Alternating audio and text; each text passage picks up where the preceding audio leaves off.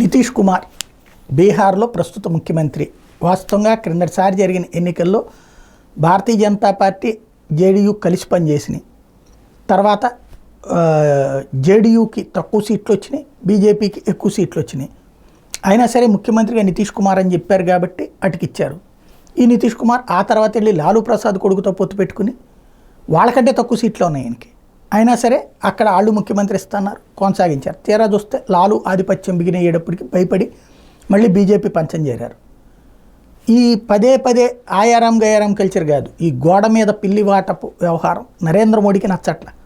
కానీ గత్యంతరం లేదు కాబట్టి తీసుకున్నారు. అందుకే తాజాగా బీహార్లో జరిగినటువంటి 2-3 సభలకు కూడా నితీష్ కుమార్తో కలిసి అటెండ్ కాలే, భారతీయ జనతా పార్టీ సభలుగానే పరిగణించారు దాన్ని. అంటే నితీష్ని ఎంతవరకు ఉంచుకోవాలో అంతవరకు మాత్రమే చూస్తున్నారు. రేపటి ఎన్నికల తర్వాత నితీష్ని పక్కన పెట్టేసి వేరే బీజేపీ అభ్యర్థిని ముఖ్యమంత్రిని చేస్తారు అన్నటువంటి ప్రచారం కూడా జరుగుతోంది. ఏం జరుగుతుందో చూడాలి.